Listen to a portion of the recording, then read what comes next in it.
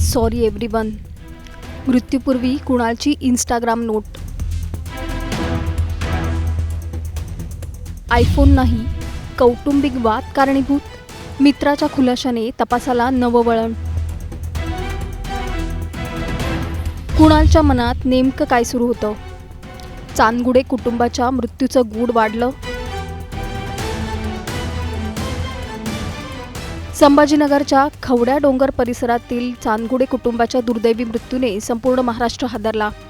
सुरुवातीला या प्रकरणामागे आयफोनचा अँगल असल्याची चर्चा झाली, पण आता समोर आलेल्या एका नव्या खुलाशामुळे संपूर्ण प्रकरणाची दिशा बदलताना दिसतेय. कुणालच्या मित्राचा दावा आहे, घटनेच्या दिवशी सकाळीच कुणालने इंस्टाग्रामवर एक नोट लिहिली होती. फक्त काही शब्दांची ती note. I am sorry everyone. पण प्रश्न हा आहे, ही नोट कुणालच्या मनातील शेवटची हाक होती का? आणि जर होती तर ती कुणालच्या जवळच्या लोकांना वेळेत का समजली नाही? या व्हिडिओतून जाणून घेऊया चांदगुडे कुटुंबाच्या प्रकरणात समोर आलेले हे धक्कादायक दावे. त्यासाठी हा व्हिडिओ शेवटपर्यंत पहा आणि टाइम्स नाऊ मराठीला लाईक, फॉलो आणि सबस्क्राईब करा. संभाजीनगरच्या खवड्या डोंगर परिसरात चांदगुडे कुटुंबातील तिघांचा दुर्दैवी मृत्यू झाला. या घटनेनंतर सुरुवातीच्या चर्चेत कुणालला आयफोन हवा होता, त्यामुळे त्याने टोकाचा निर्णय घेतल्याचा अँगल समोर आला. पोलिसांनी आयफोन जप्त करून त्याची चौकशी सुरू केली असल्याची माहिती समोर आली आहे. पण आता कुणालच्या एका मित्राने केलेल्या खुलाशामुळे आयफोन हेच कारण होतं का, या प्रश्नावर पुन्हा चर्चा सुरू झाली आहे. कुणालच्या दुकानदार मित्राच्या म्हणण्यानुसार कुणालने काही दिवसांपूर्वीच आयफोन घेतला होता, म्हणजेच त्याला आयफोन मिळाला नव्हता म्हणून तो नाराज होता, हा दावाच फोल ठरतोय. इतकंच नाही, घटनेच्या दिवशी कुणाल त्या मित्राच्या दुकानात गेला होता. त्याने दूध आणि काही सामान घेतलं. सगळं नेहमीप्रमाणे दिसत होतं असा त्याच्या मित्राचा दावा आहे. पण त्यानंतर समोर आला इंस्टाग्राम नोटचा धक्कादायक दावा. कुणालच्या मित्राने दिलेल्या माहितीनुसार घटनेच्या दिवशी सकाळी साधारण 10 वाजण्याच्या सुमारास कुणालने इंस्टाग्रामवर एक नोट पोस्ट केली होती. त्या नोटमध्ये लिहिलं होतं, I am sorry everyone. He note त्याच्या इंस्टाग्रामवरील फ्रेंड लिस्टमधील लोकांना दिसत होती असा त्याच्या मित्राचा दावा आहे. मित्राचं म्हणणं आहे की दिवसभर त्याला इंस्टाग्राम पाहता आलं नाही. संध्याकाळी साधारण 5च्या सुमारास त्याने ती नोट पाहिली आणि त्यानंतर घडलेला प्रकार त्याच्या लक्षात आला. सकाळी लिहिलेल्या त्या काही शब्दांमध्ये कुणालच्या मनातील वेदना दडल्या होत्या का, की ही फक्त एक सामान्य इंस्टाग्राम नोट होती? याचं उत्तर सध्या तपासातूनच स्पष्ट होऊ शकतं. पण या खुलाशामुळे एक गोष्ट नक्कीच समोर येते, या प्रकरणाकडे फक्त आयफोनच्या अँगलने पाहणं पुरेसं नाही. आता या प्रकरणातील दुसरा आणि अत्यंत महत्त्वाचा अँगल म्हणजे कौटुंबिक तणाव. नातेवाईकांनी केलेल्या दाव्यानुसार कुणालच्या आईवडिलांमध्ये काही काळापासून वाद आणि तणाव होता.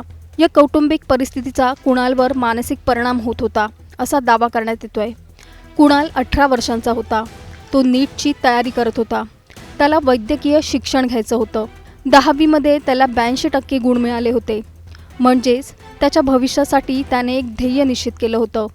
पण नातेवाईकांच्या म्हणण्यानुसार त्याला आईवडिलांमधील वाद संपवायचे होते. त्यांना पुन्हा एकत्र पाहायचं होतं असा दावा करण्यात आला आहे. म्हणजे कुणालच्या मनात आयफोनची इच्छा होती की आईवडिलांनी पुन्हा एकत्र यावं ही इच्छा मोठी होती? हा प्रश्न आता या प्रकरणाच्या तपासात महत्त्वाचा ठरतोय.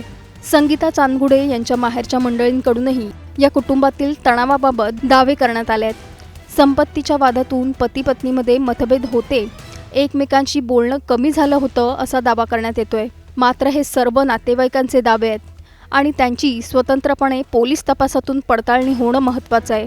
पोलीस तपासात डिजिटल पुरावे, फोन, सोशल मीडिया आणि इतर उपलब्ध माहिती यांचा अभ्यास झाल्यानंतरच नेमकं कारण स्पष्ट होऊ शकतं.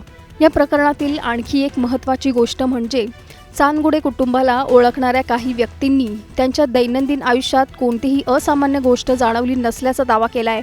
चांदगुडे कुटुंब साधारण 4 महिन्यांपूर्वी त्या भाड्याच्या घरात राहायला आलं होतं. कुणाल हा तुलनेने स्वतःमध्ये राहणारा मुलगा होता असा दावा करण्यात येतोय. कुटुंबाचा स्वभावही चांगला होता अशी माहिती समोर आली आहे. म्हणजेच बाहेरून शांत दिसणारं कुटुंब आतून मात्र कोणत्या तणावातून जात होतं हा प्रश्न पुन्हा समोर येतो. आणि इथेच या संपूर्ण प्रकरणातील सर्वात मोठं कोडं निर्माण होतं. घटनेच्या काही तास आधी कुणाल दुकानात गेला होता. सकाळी इंस्टाग्राम नोट लिहिली होती आणि त्याच्या कुटुंबातील तणावाबाबत नातेवाईक वेगळे दावे करतायत. मग या सगळ्या घटनांची साखळी नेमकी कशी जोडली जाते याचं उत्तर पोलिसांच्या तपासात दडलंय। या प्रकरणात सध्या काही महत्त्वाचे प्रश्न उपस्थित होत आहेत। आयफोन खरंच या घटनेमागचा मुख्य कारणीभूत घटक होता का? कुणालने लिहिलेली इंस्टाग्राम नोट त्याच्या मानसिक अवस्थेबाबत काही संकेत देते का? कौटुंबिक तणावाचा त्याच्यावर किती परिणाम झाला होता? घटनेच्या आधीच्या काही तासांमध्ये नेमकं काय घडलं होतं? या सर्व प्रश्नांची उत्तरं केवळ सोशल मीडिया पोस्ट किंवा नातेवाईकांच्या दाव्यावरून ठरवता येणार नाहीत। पोलीस तपास आणि उपलब्ध पुरावेच अंतिम चित्र स्पष्ट करू शकतात। एका तरुणाच्या इंस्टाग्रामवरच्या काही शब्दांनी आता या संपूर्ण प्रकरणाबाबत अनेक प्रश्न उपस्थित केले आहेत। आय एम सॉरी एव्हरीवन या शब्दांचा नेमका अर्थ काय होता? तो कुणाला उद्देशून होता? कुणालच्या मनात नेमकं काय सुरू होतं? आणि चांदगुडे कुटुंबाच्या या दुर्दैवी घटनेमागचं खरं कारण काय? या प्रश्नांची उत्तरं तपासातूनच समोर येणं महत्त्वाचं आहे। Bureau report, times now Marathi. कुटुंब गेलं घरात, शेरू 3 दिवस एकटाच। खिडकीतून अन्न पाणी पण घराचं कुलूप उघडेना। अखेर शेरूची घरातून सुखरूप सुटका।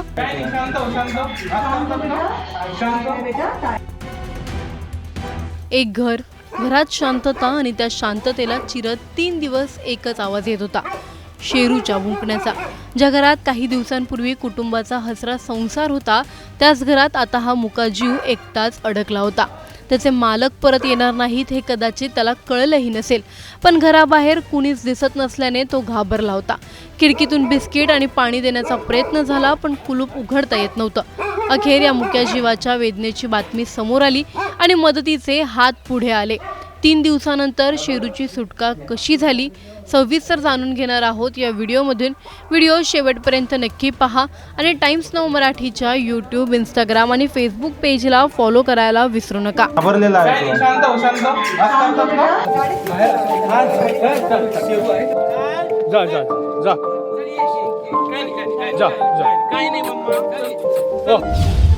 छत्रपती संभाजीनगरच्या तिसगाव शिवारातील खवड्या डोंगरावर झालेल्या दुर्घटनेनं चांदवडे कुटुंब अक्षरशः उद्ध्वस्त झालं। या दुर्घटनेत कुणाल चांदवडे आणि त्याच्या आईवडिलांचा दुर्दैवी मृत्यू झाला। एका क्षणात कुटुंबावर दुःखाचा डोंगर कोसळला। मात्र या सगळ्यापासून अनभिज्ञ असलेला त्यांचा लाडका श्वान शेरू घरातच बंद राहिला। दुर्घटनेनंतर 3 दिवस शेरू घरात एकटाच होता। घरात त्याच्यासोबत कोणीच नव्हतं, ओळखीचा एकही चेहरा दिसत नव्हता, त्यामुळे तो सतत भुंकत होता। शेजाऱ्यांना त्याचा आवाज ऐकू येत होता।